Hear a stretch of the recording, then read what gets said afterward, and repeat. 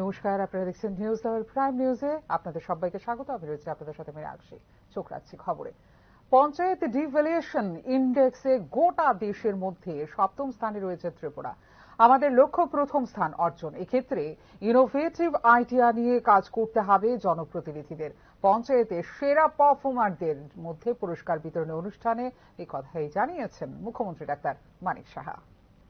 জাতীয় পর্যায়ে পঞ্চায়েত ডিভ্যালুয়েশন ইন্ডেক্সে গোটা দেশের মধ্যে সপ্তম স্থানে উঠে এসেছে ত্রিপুরা। ইতিমধ্যেই এই ক্ষেত্রে রাজ্যকে পুরস্কৃত করেছে কেন্দ্রীয় সরকার। শুক্রবার রাজ্য পঞ্চায়েতি রাজ ব্যবস্থাপনার সেরা পারফর্মারদের মধ্যে পুরস্কার বিতরণী অনুষ্ঠানের আয়োজন করা হয় রবীন্দ্র শতবার্ষিকী ভবনে। প্রধান অতিথি হিসেবে উপস্থিত ছিলেন মুখ্যমন্ত্রী ডক্টর মানিক সাহা। পঞ্চায়েত ডিভ্যালুয়েশন ইন্ডেক্সে গোটা দেশের মধ্যে সপ্তম স্থানে রয়েছে ত্রিপুরা। আমাদের লক্ষ্য প্রথম স্থান অর্জন। এক্ষেত্রে ইনোভেটিভ আইডিয়া নিয়ে কাজ করতে হবে জনপ্রতিনিধিদের বলে এদিন জানিয়েছেন মুখ্যমন্ত্রী ডক্টর মানিক সাহা। এক্ষেত্রে জনপ্রতিনিধিদের ইনোভেটিভ আইডিয়া নিয়ে কাজ করার নির্দেশও দিয়েছেন মুখ্যমন্ত্রী ডক্টর মানিক সাহা।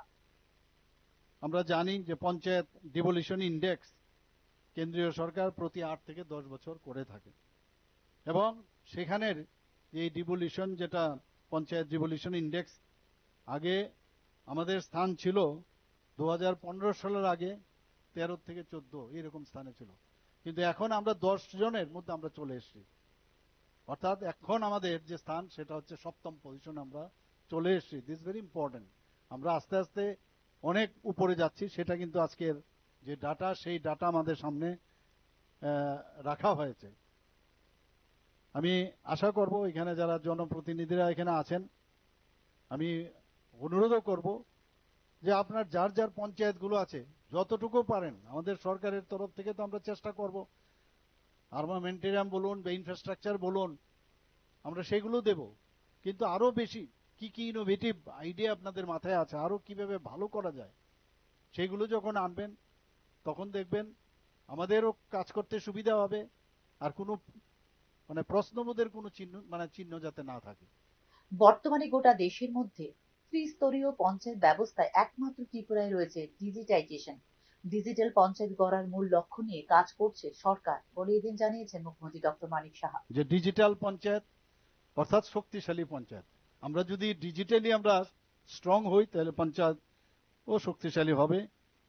এবং ই গভর্নেন্সের কথা আপনারা বলেছেন, ভারতবর্ষের একমাত্র ত্রিপুরা একমাত্র রাজ্য যেখানে ই গভর্নেন্স পঞ্চায়েত থেকে শুরু করে এবং ত্রিস্তরীয় পঞ্চায়েত পর্যন্ত পৌঁছে গেছে। এর জন্য আমরা বিভিন্ন সময়ে দিল্লিতে গিয়েও এই কথাটা গর্বের সাথে আমরা বলতে পারি। তাতে করে যে অর্থনৈতিক লেনদেন এবং রেকর্ড যে সংরক্ষণ সেটা কিন্তু আরো সহজ হবে। ত্রিপুরায় বর্তমানে মোট 551টি গ্রাম পঞ্চায়েত রয়েছে। এছাড়াও রয়েছে 23টি পঞ্চায়েত সমিতি এবং 4টি জেলা পরিষদ। ত্রিপুরায় পঞ্চায়েতি রাজ ব্যবস্থায় অর্জন করেছে উল্লেখযোগ্য সাফল্য। প্রেক্ষিতে 2024 সালে জাতীয় পঞ্চায়েত পুরস্কারে 7টি বিভাগে পুরস্কৃত হয়েছে ত্রিপুরা। ত্রিস্তরীয় পঞ্চায়েতি রাজ ব্যবস্থাপনায় দেশের সেরা জেলা হিসাবে স্বীকৃতি পেয়েছে গোমতী জেলা। এক্ষেত্রে দেশের দ্বিতীয় সেরা ব্লকের পুরস্কার পেয়েছে অমরপুর আরডি ব্লক। দেশের সেরা নারী বান্ধব পঞ্চায়েত নির্বাচিত হয়েছে রূপাইছড়ি আরডি ব্লকের দক্ষিণ মনুবানকুল। অমরপুর আরডি ব্লকের ঠাকুরছড়া দ্বিতীয় সেরা শক্তি সাশ্রয়ী পঞ্চায়েত হিসেবে পেয়েছে বিশেষ পুরস্কার। এটি দারিদ্র্যমুক্ত এবং উন্নত জীবিকা নির্বাহের গ্রাম হিসেবে বিশেষভাবে পুরস্কৃত হয়েছে কুমারঘাট আরডি ব্লকের বেতছেড়া গ্রাম। এছাড়া অমরপুর আরডি ব্লকের দেববাড়ি একটি পর্যাপ্ত জল সরবরাহ গ্রাম হিসেবে এবং অমরপুর আরডি ব্লকের রাংকাং গ্রাম পঞ্চায়েত পুরস্কৃত হয়েছে শিশু বান্ধব গ্রাম হিসেবে। এদিন পঞ্চায়েতে রাজ ব্যবস্থাপনার ডিজিটাইজেশনের 475টি কম্পিউটারের আনুষ্ঠানিক বিতরণও করেন মুখ্যমন্ত্রী doctor Manik Saha. Bureau report, news now. ত্রিপুরার মতো রাজ্যগুলিতে সভাপতি নির্বাচনে বিলম্ব হওয়ার কারণে পিছিয়ে যেতে পারে বিজেপির জাতীয় সভাপতি নির্বাচনও। এক্ষেত্রে আগামী এপ্রিল মাসে ঘোষণা হতে পারে বিজেপির নতুন সর্বভারতীয় সভাপতির নাম। পিছিয়ে যেতে পারে বিজেপির সর্বভারতীয় সভাপতি নির্বাচন। ত্রিপুরার মতো রাজ্যগুলিতে এখনো ঘোষণা সম্ভব হয়নি প্রদেশ বিজেপির সভাপতির নাম ঘোষণা। বিজেপি শাসিত মোট 18টি রাজ্যের মধ্যে এখনো পর্যন্ত 6টি রাজ্যে সম্ভব হয়নি প্রদেশ সভাপতি চয়ন। মূলত এই সমস্যার পাশাপাশি আরএসএস এর বৈঠকের কারণে বিলম্ব হবে বিজেপির সর্বভারতীয় সভাপতি নির্বাচন। এক্ষেত্রে আগামী এপ্রিল মাসে সর্বভারতীয় সভাপতির নাম ঘোষণা করতে পারে বিজেপি। ত্রিপুরার মতো রাজ্যগুলিতে রাজ্য সভাপতি নির্বাচনের ধীর গতি এবং 21 থেকে 23 মার্চ বেঙ্গালুরুতে অনুষ্ঠিতব্য আরএসএস এর সর্বভারতীয় প্রতিনিধি পরিষদের বৈঠকের কারণে এই প্রক্রিয়াটি এপ্রিল পর্যন্ত স্থগিত করা হতে পারে বলে রিপোর্ট করেছে জাতীয় সংবাদ মাধ্যমগুলো। আগামী 14 মার্চ হোলির পরে জাতীয় সভাপতির নাম ঘোষণা করা হতে পারে জানিয়েছে বিজেপি নেতৃত্ব।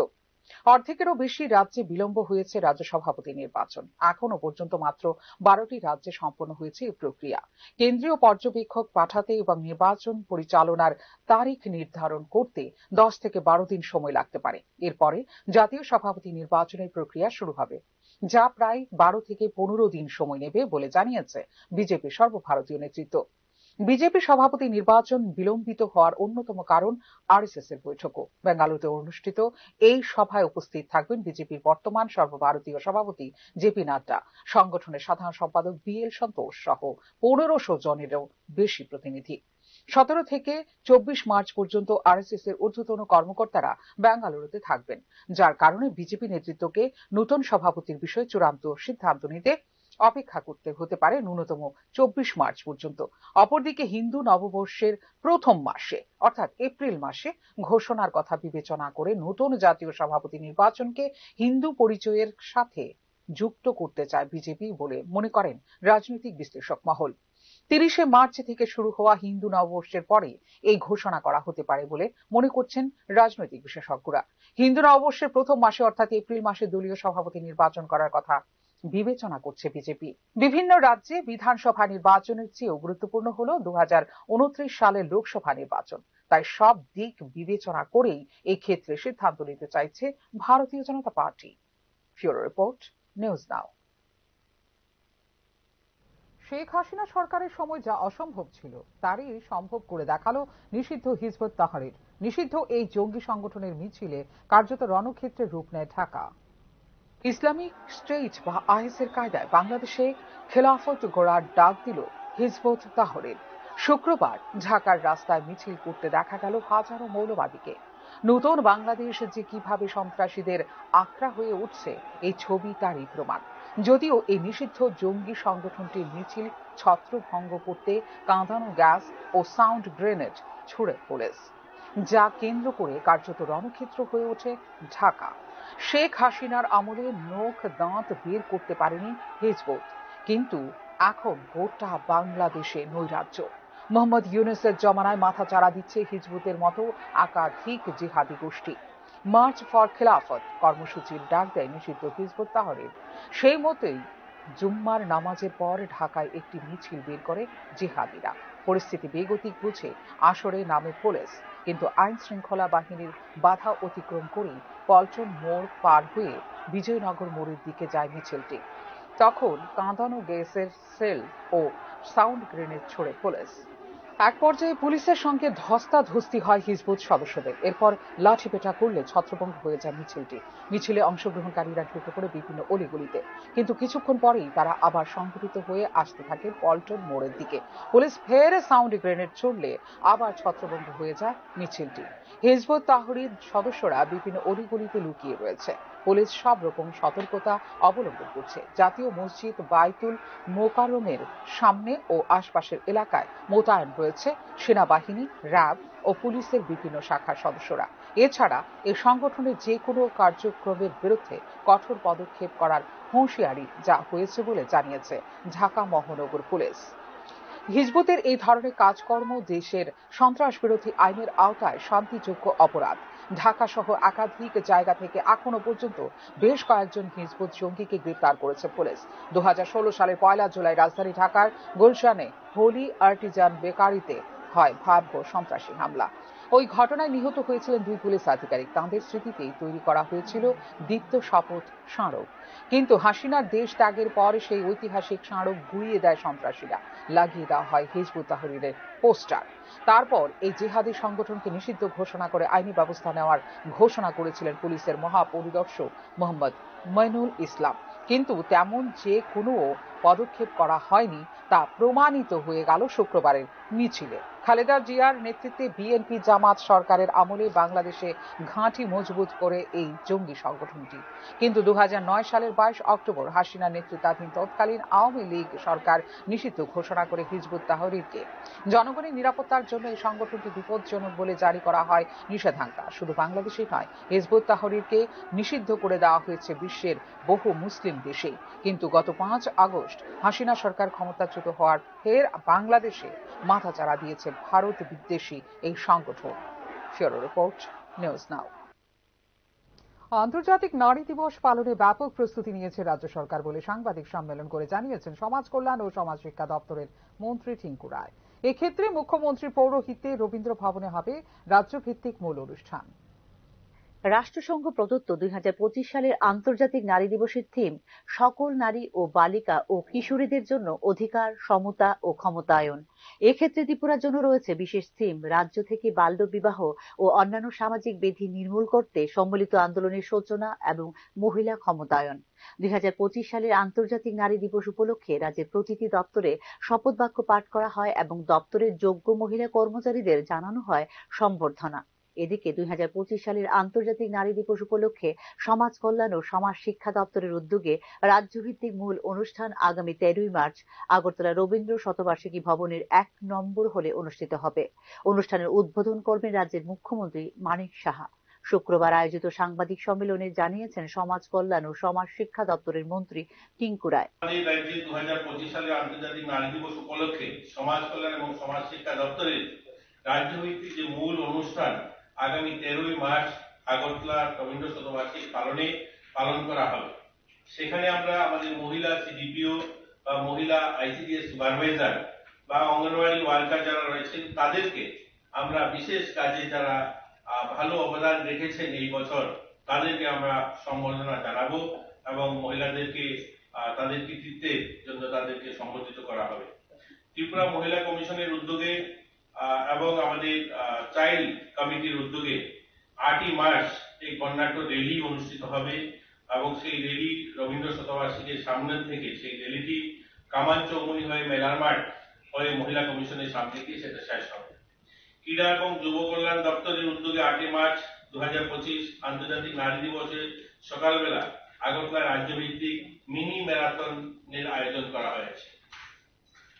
মুখ্যমন্ত্রীর পৌরোহিত্যে আয়োজিত অনুষ্ঠানে সাফল্য অর্জনকারী মহিলা সিডিপিও, মহিলা আইসিডিএস সুপারভাইজারদের জানানো হবে সম্বর্ধনা। সেই সাথে দক্ষ অঙ্গনওয়াড়ি কর্মী ও সহায়িকাদের করা হবে পুরস্কৃত। ক্রীড়া ও যুব কল্যাণ দপ্তরের উদ্যোগে 8ই মার্চ 2025 আন্তর্জাতিক নারী দিবসের সকালে আগরতলায় অনুষ্ঠিত হবে রাজ্যভিত্তিক মহিলাদের মিনি ম্যারাথন প্রতিযোগিতা। স্ব-সহায়ক গোষ্ঠীর কাজে সাফল্য অর্জনকারী মহিলাদের সম্বর্ধনা ও পুরস্কৃত করা হবে এদিন। স্বাস্থ্য দপ্তর রাজ্যের সমস্ত প্রাথমিক স্বাস্থ্য কেন্দ্রে আন্তর্জাতিক নারী দিবস উপলক্ষে বিশেষ স্বাস্থ্য শিবির এবং সচেতনতা শিবিরের আয়োজন করবে। আন্তর্জাতিক নারী দিবস ও বাল্যবিবাহ এবং কিশোরীকালে গর্ভধারণের কুফল সম্পর্কে হাসপাতালে আসা সাধারণ মানুষকে সচেতন করতে স্বাস্থ্য দপ্তর প্রতিটি মহকুমা হাসপাতাল ও জেলা হাসপাতালে স্থাপন করবে সচেতনতা ডেস্ক। ত্রিস্তরীয় পঞ্চায়েত যেমন গ্রাম প্রধান, পঞ্চায়েত সদস্য, কাউন্সিলর, ওয়ার্ড সদস্য ও সাধারণ মানুষকে যুক্ত করে 8ই মার্চ পঞ্চায়েত ও ওয়ার্ড স্তরে সচেতনতা কর্মসূচির আয়োজন করা হবে শনিবার। এইসব অনুষ্ঠানে পাঠ করা হবে শপথ বাক্য। বাল্যবিবাহের কুফল সম্পর্কে আলোচনা করা হবে এইসব অনুষ্ঠানে বলে জানিয়েছেন সমাজ কল্যাণ সমাজ শিক্ষা মন্ত্রী টিঙ্কু রায়। আন্তর্জাতিক নারী দিবস উপলক্ষে শ্রম দপ্তরের উদ্যোগে চা বাগান, ইটভাট্টা ও শিল্পাঞ্চলগুলোতে বাল্যবিবাহের কুফল সম্পর্কে আয়োজন করা হবে সচেতনতা কর্মসূচির। আগরতলা পৌর নিগম বাল্যবিবাহ, মহিলাদের অধিকার, সমতা ও ক্ষমতায়ন বিষয়ক সংবেদনশীলতা কর্মশালার আয়োজন করবে। সেই সাথে পরিচ্ছন্নতার কাজে যুক্ত মহিলা কর্মীদের স্মারক, শংসাপত্র ও পুষ্টি কিট দিয়ে জ্ঞাপন করা হবে সম্বর্ধনা। ব্যুরো রিপোর্ট, নিউজ নাও। রাজ্যের জাতি জনজাতি সকল অংশের যুবক যুবতীদের জন্য জাপানি ভাষা শিক্ষার পাশাপাশি জাপানি সংস্থায় উচ্চ বেতনে চাকরির সুযোগ দেওয়ার জন্য এডিসি প্রশাসন ও জাপানের একটি সংস্থার সঙ্গে চুক্তি স্বাক্ষরিত হয়েছে বলে সাংবাদিক সম্মেলনে জানিয়েছেন প্রদ্যুৎ কিশোর দীপবর্মন। রাজ্যের যুবক যুবতীদের নিজেদের প্রতিভার বিকাশ ঘটানোর জন্য এডিসি প্রশাসনের পক্ষ থেকে বাঙ্গালোরে জাপানি ভাষা শিক্ষার সঙ্গে বিভিন্ন বিষয়ে ট্রেনিং এর ব্যবস্থা করা হয়েছে। এডিসি প্রশাসন থেকে ছাত্রছাত্রীদের ট্রেনিং, থাকা খাওয়ার সুব্যবস্থার জন্য 50,000 টাকা করে আর্থিক সাহায্য প্রদান করা হবে বলে সাংবাদিক সম্মেলনে জানিয়েছে প্রদ্যুৎ কিশোর দীপবর্মন। শুধুমাত্র জনজাতীয় অংশের যুবক যুবতীরা নয়, রাজ্যের সমস্ত ইচ্ছুক যুবক যুবতীরা এই বিশেষ ট্রেনিং এর মাধ্যমে জাপানে কর্মসংস্থানের সুযোগ গ্রহণ করতে পারবেন বলে সাংবাদিক সম্মেলনে জানিয়েছেন প্রদ্যুৎ কিশোর দীপবর্মন।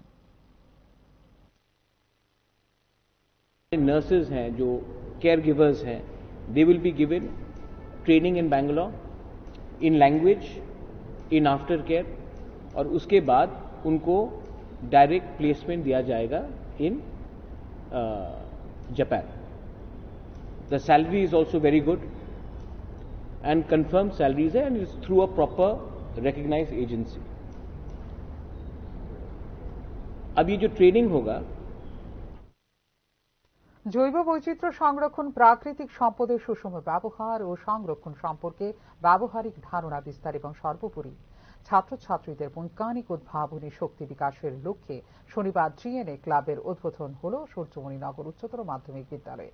স্থানীয় জনপ্রতিনিধিদের পাশাপাশি অনুষ্ঠানে উপস্থিত ছিলেন ডিপার্টমেন্ট অফ বায়োটেকনোলজি যুগ্ম অধিকর্তা অঞ্জন সেনগুপ্ত, ক্লাবের দায়িত্বপ্রাপ্ত শিক্ষিকা রুবি মজুমদার, বিদ্যালয়ের প্রধান শিক্ষিকা লীনা দেববর্মা, রাজ্যের বিশিষ্ট সাংবাদিক তথা পরিবেশ কর্মী ডক্টর বিশ্বজিৎ ভট্টাচার্য প্রমুখ। প্রাকৃতিক সম্পদের ব্যবহারে যত্নবান হওয়া, পরিবেশ বান্ধব আচার আচরণ ও জীবনশৈলী তৈরি, ব্যবহৃত কাগজ দিয়ে গৃহস্থালির সামগ্রী তৈরি, ভেষজ সামগ্রী দিয়ে রং তৈরি, রক্তের গ্রুপ চিহ্নিতকরণ ইত্যাদি বিষয়ে ছাত্রছাত্রীদের ব্যবহারিক শিক্ষাদান করবে জিএনএ ক্লাব। এই প্রকল্প বাস্তবায়নের লক্ষ্যে প্রতি বছর আর্থিক সাহায্য দিচ্ছে বায়োটেকনোলজি কাউন্সিল। এখন পর্যন্ত সারা রাজ্যে 172টি স্কুলে জিএনএ ক্লাব তৈরি করছে তারা। অনুষ্ঠানের শুরুতে রক্তের গ্রুপ চিহ্নিতকরণ, মাশরুম চাষ, উদ্ভিদ এবং প্রাণীর কোষ চিহ্নিতকরণের প্রক্রিয়ার নিপুণ উপস্থাপন করে ছাত্রছাত্রীরা। এই জিএনএ ক্লাবের যে অ্যাক্টিভিটি, তার দ্বারা হাতে কলমে যে শিক্ষা, পুঁথিগত বিদ্যার বাইরে এসে তাদের যে উন্মাদনা, সেই উন্মাদনার বহিঃপ্রকাশ ঘটেছে শুধুমাত্র জিএনএ ক্লাবের মাধ্যমে। তার জন্য আমি ব্যক্তিগতভাবে আমার বিদ্যালয়ের পক্ষ থেকে এবং অবশ্যই আমার আদরের ছাত্রছাত্রীদের পক্ষ থেকেও বিশেষভাবে ধন্যবাদ জানাচ্ছি ত্রিপুরা বায়োটেকনোলজি কাউন্সিলকে এভাবে আমাদের পাশে এবং আমাদের ছাত্রছাত্রীদের পাশে থাকার জন্য। তারা যাতে আরো নিত্য নতুন অনেক উদ্ভাবনী চিন্তার মাধ্যমে তাদের যে শক্তিটা, সেই শক্তিকে প্রকাশ করতে পারে এবং তারা শুধুমাত্র বইয়ের খাতায় বা কাগজে লিপিবদ্ধ যে পঠন পাঠন তার মধ্যে সীমাবদ্ধ না থেকে তারা যাতে হাতে কলমে সেই জিনিসগুলোকে উদ্ভাবন করতে পারে, সেই প্রচেষ্টাই করে যাচ্ছে জিএনএ ক্লাব এবং তার জন্য সহযোগিতায় রয়েছে আমরা বিদ্যালয়ের যারা রয়েছে শিক্ষক শিক্ষিকা, তারা। আমাদের কর্তব্য আমরা ওনাদের এই মহান যে উদ্দেশ্য, সেই উদ্দেশ্যটাকে সঠিকভাবে সঠিক পথে নিয়ে গিয়ে যাতে বাচ্চাদের কাছে, ছাত্রছাত্রীদের কাছে পৌঁছে দিতে পারি। ধন্যবাদ সবাইকে। মোট 42টি বেঞ্চে 21,247টি মামলা নিষ্পত্তির জন্য শনিবার অনুষ্ঠিত হতে চলেছে জাতীয় লোক আদালত। বছরের প্রথম জাতীয় লোক আদালত অনুষ্ঠিত হবে শনিবার। রাজ্যে অনুষ্ঠিত হতে চলেছে এই বছরের প্রথম জাতীয় লোক আদালত। ত্রিপুরা উচ্চ আদালত ছাড়াও রাজ্যের সব জেলা এবং মহকুমা আদালত চত্বরে বসবে এই লোক আদালত। মোট 42টি বেঞ্চে 21,247টি মামলা তোলা হবে নিষ্পত্তির জন্য। এবারে জাতীয় লোক আদালতে মোটর দুর্ঘটনায় ক্ষতিপূরণ মামলা 340টি, ব্যাংক ঋণ পরিশোধ সংক্রান্ত মামলা 3,509টি, বিএসএনএল এর বিল পরিশোধ সংক্রান্ত মামলা রয়েছে 1,245টি। এছাড়াও এমভি অ্যাক্ট, টিপি অ্যাক্ট, টিজি অ্যাক্ট, এক্সাইজ অ্যাক্টের অধীন আপোষযোগ্য ফৌজদারি বিরোধের মামলা রয়েছে 15,815টি। বৈবাহিক বিরোধের 260টি মামলা, চেক বাউন্স সংক্রান্ত 52টি মামলা, ক্রেতা স্বার্থ সংক্রান্ত 10টি মামলা, চাকুরি সংক্রান্ত 8টি বিষয় এবং দেওয়ানি সংক্রান্ত 5টি মামলা নিষ্পত্তির জন্য পেশ করা হবে জাতীয় লোক আদালতে। ইতিমধ্যে মামলার পক্ষ বিপক্ষ বা কোনো কোনো ক্ষেত্রে উভয় পক্ষকে দেওয়া হয়েছে নোটিশ। লোক আদালতে নোটিশ প্রাপ্ত ব্যক্তিরা গত 3 মার্চ থেকে মামলার প্রি কনসিলিয়েশন বা নিষ্পত্তির সুবিধা নিচ্ছেন সংশ্লিষ্ট জেলা আইনসেবা কর্তৃপক্ষ ও মহকুমা আইনি সেবা কর্তৃপক্ষের অফিস থেকে। লোক আদালতে নোটিশ প্রাপ্ত হয়ে আসা লোকজনদের সাহায্য করবেন প্যারা লিগ্যাল ভলান্টিয়াররা। Bureau report, news now. বিভিন্ন দাবিতে ইউনাইটেড ফোরাম অফ ব্যাংক ইউনিয়নের উদ্যোগে আগামী 24 ও 25 মার্চ দেশের সঙ্গে রাজ্যেও সমস্ত ব্যাংক কর্মীদের ব্যাংক ধর্মঘটের পালন করার ঘোষণা দেওয়া হয়েছে। সমগ্র ভারতবর্ষব্যাপী 8 লক্ষেরও বেশি ব্যাংক আধিকারিক ও কর্মচারীরা এই ধর্মঘটে সামিল হবেন। আইবিএর অনুমোদন প্রাপ্ত ব্যাংক কর্মীদের জন্য সপ্তাহে 5 দিনের কার্যকালের প্রথা চালু করার বিষয় নিয়ে কেন্দ্রীয় সরকার দীর্ঘদিন যাবৎ তালবাহানা করছে এবং সমগ্র ভারতবর্ষে গত 1.5 বছরে কর্মী সংখ্যা যেখানে 8 লক্ষের বেশি ছিল, বর্তমানে তা 7,56,000 এসে দাঁড়িয়েছে। কর্মী স্বল্পতার জন্য গ্রাহকদের সঠিক সময়ে পরিষেবা দেওয়া সম্ভব হচ্ছে না এবং সময় মতো পরিষেবা না পেয়ে গ্রাহকরা ব্যাংক কর্মী সহ আধিকারিকদের উপর আক্রমণ সংঘটিত করছেন বলে সংগঠনের পক্ষ থেকে জানানো হয়। বর্তমানে প্রধানমন্ত্রী জনধন যোজনায় দেশব্যাপী বেসরকারি ব্যাংকগুলোতে প্রায় 54 কোটি অ্যাকাউন্ট খোলা হয়েছে, যেখানে কাজের চাপ সামলাতে অবিলম্বে সমস্ত বেসরকারি ব্যাংকে অধিক কর্মচারী ও আধিকারিক নিয়োগের জন্য দাবি জানানো হয় সংস্থার পক্ষ থেকে। এই দাবিগুলো ছাড়াও অন্যান্য দাবি পূরণে কেন্দ্র সরকার সঠিক পদক্ষেপ গ্রহণ না করলে আগামী 24 ও 25 March United forum of bank ইউনিয়নের ডাকে সমগ্র ভারতবর্ষের সঙ্গে রাজ্যেও ব্যাংক ধর্মঘট পালন করা হবে বলে জানিয়েছে ইউনাইটেড ফোরাম অফ ব্যাংক ইউনিয়নের রাজ্য কনভেনার সঞ্জয় দত্ত। সরকার আমাদের সাথে এই দাবি না মেনে নেয় তাহলে আমাদের আগামী 24-25 মার্চ সারা ভারতব্যাপী ব্যাংকিং ইন্ডাস্ট্রি ধর্মঘট থাকবে। সারা ভারতবর্ষের সমস্ত পাবলিক সেক্টর ব্যাংক, সমস্ত আরআরবি, সমস্ত রুরাল ব্যাংক যা আছে সমস্ত ব্যাংক। প্রাণী সম্পদ বিকাশ দপ্তর এবং ত্রিপুরা ভেটেরিনারি কাউন্সিলের যৌথ উদ্যোগে এবং প্রাণী সম্পদ উন্নয়ন বিভাগের সহযোগিতায় প্রাণী সম্পদ ও বন্য প্রাণী স্বাস্থ্য সেবা সংক্রান্ত সেমিনারের উদ্বোধনী অনুষ্ঠানে শুক্রবার প্রজ্ঞা ভবনে উপস্থিত ছিলেন রাজ্য প্রাণী সম্পদ বিকাশ দপ্তরের মন্ত্রী সুধাংশু দাস। এই সেমিনারে রাজ্যের ভেটেরিনারি ডাক্তারদের দক্ষতা বিকাশের লক্ষ্যে এই সেমিনারের আয়োজন করা হয়েছে এবং এই উপলক্ষে বহিরাজ্যের রিসোর্স পার্সনরা বিভিন্ন প্রযুক্তিগত বিষয় নিয়ে বিস্তারিত আলোচনা করেছেন বলে জানিয়েছেন মন্ত্রী সুধাংশু দাস। আবহাওয়া পরিবর্তনের সঙ্গে সঙ্গে পশু পাখিদের মধ্যে বিভিন্ন রোগের প্রাদুর্ভাব হচ্ছে। এই ধরনের রোগ ও রোগ জীবাণু থেকে পশু পাখিদের কিভাবে রক্ষা করা যায় সে বিষয়ের উপর এই সেমিনারের ডাক্তারদের প্রশিক্ষণ দেওয়া হয়েছে বলে জানিয়েছেন মন্ত্রী সুধাংশু দাস। এছাড়া এই প্রশিক্ষণের মাধ্যমে রাজ্যের পশু পাখি বিশেষজ্ঞ ডাক্তাররা অনেক বেশি দক্ষতা অর্জন করতে পারবেন এবং রাজ্যের পশু পাখিদের স্বাস্থ্য সুরক্ষা সুনিশ্চিত করার জন্য এটি একটি গুরুত্বপূর্ণ উদ্যোগ বলে তিনি জানিয়েছেন।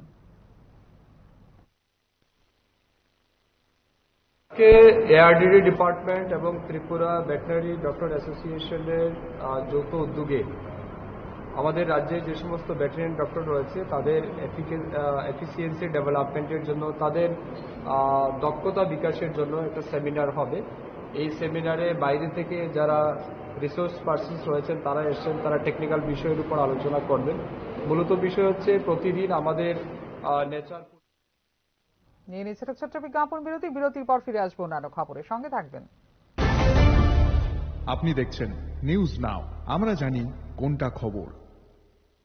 প্রথম আলো এলো শুদ্ধ সকাল, শুদ্ধ সলিলে আজ বাজালো ত্রিতাল, মন্দিরে শুদ্ধ পূজার ধ্বনি, অগ্নি শুদ্ধ হলো সিঞ্জিনি, পরিণীতা নারী তুমি অনুপমা, শুদ্ধ সোনায় সাজো হে নিরুপমা। শুদ্ধতার স্বর্ণ মন্দির, কালিকা জুয়েলার্স, আগরতলা। একটু চেষ্টাতেই দুল লেগে যায় নববধূর কানে, একটু চেষ্টাতেই মানিয়ে নেওয়া যায় বিবাহিত জীবনে। নানা অনুভূতি জড়ানো বিয়ের গয়না। শ্যাম সুন্দর কোম্পানি জুয়েলার্স। আপনি দেখছেন নিউজ নাও, আমরা জানি কোনটা খবর। বিরতির পর স্বাগত, চোখ রাখছি অন্যান্য খবরে। ত্রিপুরা বিশ্ববিদ্যালয়ের শিক্ষা এবং নিয়োগের দুর্নীতি তদন্তে রাজ্যে আসছে বিশেষ কেন্দ্রীয় টিম। এদিকে কেন্দ্রীয় দল আসার আগে প্রমাণ লোপাটের চেষ্টা চলছে বলে অভিযোগ বিশ্ববিদ্যালয়ের একাংশ কর্মীদের। ত্রিপুরা কেন্দ্রীয় বিশ্ববিদ্যালয়ে চাকুরি দুর্নীতি নিয়ে সক্রিয় হয়ে উঠল কেন্দ্রীয় সরকার। ইতিমধ্যে শিক্ষা মন্ত্রকে ডেকে পাঠানো হয়েছে বিশ্ববিদ্যালয়ের উপাচার্যকে। ত্রিপুরা বিশ্ববিদ্যালয় থেকে অন্য আধিকারিকদেরও তলব করা হয়েছে নয়াদিল্লিতে। চাকুরি ও শিক্ষা সংক্রান্ত দুর্নীতির জেরে এই তলব বলে জানিয়েছেন বিশ্ববিদ্যালয়ের একাংশ কর্মী আধিকারিক। এই দুর্নীতির কারণে কেন্দ্রীয় সরকারের সুনাম নষ্ট হচ্ছে গোটা দেশে। এই সকল দুর্নীতির খেসারত দিচ্ছেন রাজ্যের হাজারো ছাত্রছাত্রী এবং রাজ্যের মেধাবান যুবক যুবতীরা। এবার শিক্ষা ও নিয়োগ দুর্নীতি নিয়ে তদন্ত করতে রাজ্যে আসছে কেন্দ্রীয় সরকারের বিশেষ টিম। তবে এর আগে প্রমাণ লোপাটের চেষ্টা চলছে বলে জানিয়েছেন বিশ্ববিদ্যালয়ের একাংশ নিষ্ঠাবান কর্মীরা। এদিকে রাজ্য সরকারের ব্যর্থতার জন্য অধিকাংশ চাকুরি গিয়েছে বহিরাজ্যে। উঠে আসছে এমন অভিযোগও। অ্যাসিস্ট্যান্ট প্রফেসর, অ্যাসোসিয়েট প্রফেসর পদে বহিরাজ্যের বেকারদের চাকুরি প্রদানের পর এখন গ্রুপ বি, গ্রুপ সি এবং গ্রুপ ডি পদের চাকুরিও বহিরাজ্যে যাচ্ছে বলে আশঙ্কা করছেন রাজ্যের চাকুরি প্রত্যাশীরা। এই বিষয়টি প্রকাশ্যে আসার পরই রাজ্যের বেকার যুবক যুবতীদের ক্ষোভ জমেছে চরম পর্যায়ে। যদিও বেকারদের চাপে গত সোমবার গ্রুপ বি, গ্রুপ সি এবং গ্রুপ ডি পদের জন্য আরো একবার স্কিল টেস্ট নিয়েছিল বিশ্ববিদ্যালয় কর্তৃপক্ষ, তাতেও কিছু লাভ হয়নি।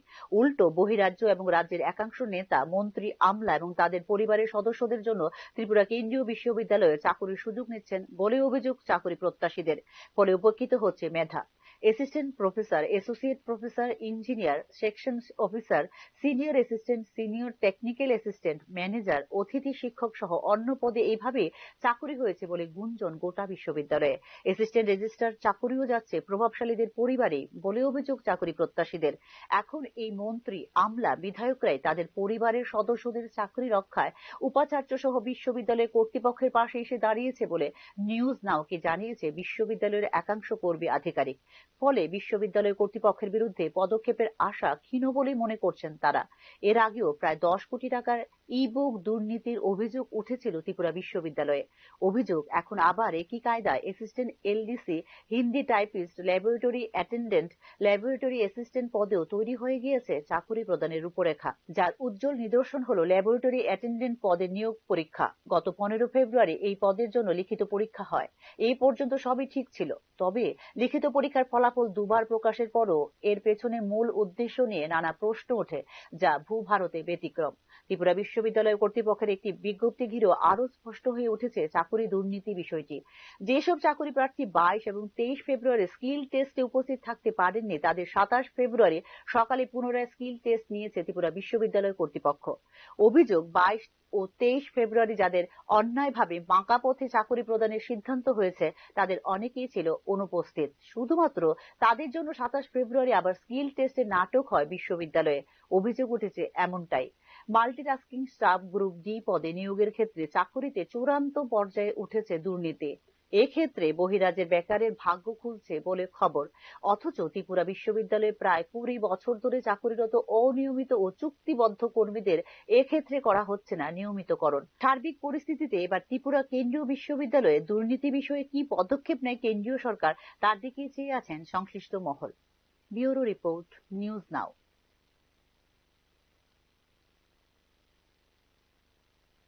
ত্রিপুরা মেডিকেল কলেজের আর্থিক দুর্নীতির বিরুদ্ধে নিরপেক্ষ তদন্তের দাবি জানিয়ে শুক্রবার রাজপথে বিক্ষোভ প্রদর্শন ও মিছিল সংগঠিত করে এসএফআই ও টিএসইউ সংগঠন। ত্রিপুরা মেডিকেল কলেজে টাকা দিয়ে পরীক্ষায় পাস করিয়ে দেওয়ার ঘটনায় একজন মহিলা অধ্যাপিকা সরাসরি অভিযুক্ত হওয়ার বিষয়টি সংবাদ মাধ্যমে উঠে আসতেই ওই মহিলা অধ্যাপিকা বর্তমানে চাকুরি ছেড়ে দিয়ে পালানোর চেষ্টা করছেন বলে অভিযোগ করা হয়েছে এসএফআই ও টিএসইউর পক্ষ থেকে। গোটা বিষয়টি উল্লেখ করে হাইকোর্টের অবসরপ্রাপ্ত বিচারপতির মাধ্যমে নিরপেক্ষ তদন্তের দাবি করে মেডিকেল শিক্ষা অধিকর্তার নিকট ডেপুটেশন প্রদান করা হলেও এই ব্যাপারে কোনো পদক্ষেপ গ্রহণ করা হয়নি বলেও জানানো হয় এসএফআই ও টিএসইউর পক্ষ থেকে। অনতিবিলম্বে নিরপেক্ষ সংস্থার মাধ্যমে গোটা ঘটনা তদন্ত করতে হবে। এই দুর্নীতির ঘটনায় শুধুমাত্র আর্থিক লেনদেন নয়, এই কলেজ পড়ুয়া ছাত্রছাত্রীদের সুষ্ঠুভাবে ডিগ্রি লাভ করার সুযোগ থাকবে কিনা তা নিয়েও প্রশ্ন তুলেছেন বিক্ষোভ প্রদর্শনকারীরা। তাই ত্রিপুরা মেডিকেল কলেজের ছাত্রছাত্রীদের স্বার্থে আর্থিক কেলেঙ্কারির ঘটনার নিরপেক্ষ তদন্ত দাবি করে রাজপথে নেমে আন্দোলন সংগঠিত করা হয়েছে বলে জানিয়েছে এসএফআই ও টিএসইউর কর্মকর্তারা।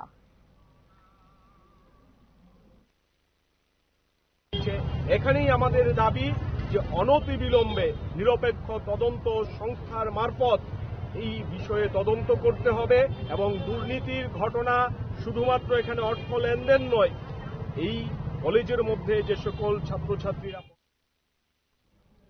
মহারাজা বীর বিক্রম বিশ্ববিদ্যালয়ে নতুন উপাচার্য হিসেবে নিযুক্ত হলেন বিভাস দেব। সত্যদেব পোদ্দার ও স্থলাভিষিক্ত হয়েছেন বিভাস দেব। মহারাজা বীর বিক্রম বিশ্ববিদ্যালয়ের উপাচার্য হিসেবে নিযুক্ত হয়েছেন ডক্টর বিভাস দেব। গত 5ই মার্চ ডক্টর বিভাস দেবকে নিযুক্তি দেওয়া হয়েছে মহারাজা বীর বিক্রম বিশ্ববিদ্যালয়ের উপাচার্য হিসেবে।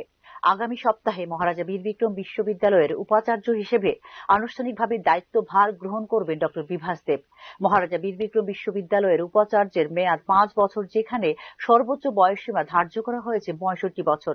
উপাচার্যকে একজন বিশিষ্ট শিক্ষাবিদ হতে হবে, যার কমপক্ষে 10 বছরের বিশ্ববিদ্যালয়ের অধ্যাপক হিসেবে থাকতে হবে অভিজ্ঞতা।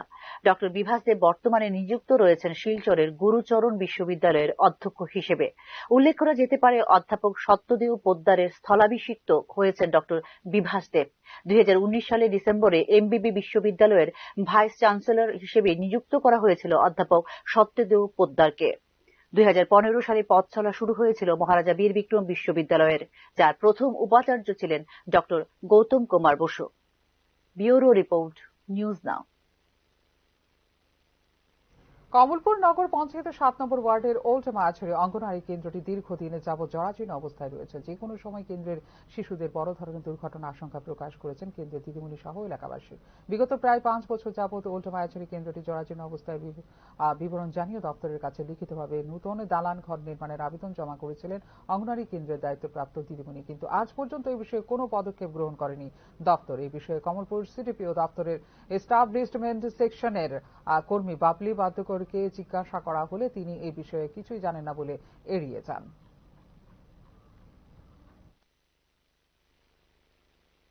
বানোয়াট ঢুকে গতকালকেও বানরে আইয়া যে বাচ্চারা যে টিফিন গুলো রাখতাম, এই টিফিন গুলো বানরে খেয়ে আনছে। তো এক্ষণে সেন্টারটা যদি দিতে আপনার মাধ্যমে যদি সেন্টারটা মেরামত করা হয় তাহলে আমি খুব উপকৃত আর কি, কারণ বাচ্চারা ব্যাপার। এখনকার মতো এই মুহূর্তে সংবাদ এই পর্যন্ত। ওনারা আপডেটস দেখার জন্য অবশ্যই নজর রাখতে হবে নিউজ নাওর পর্দায়। নমস্কার।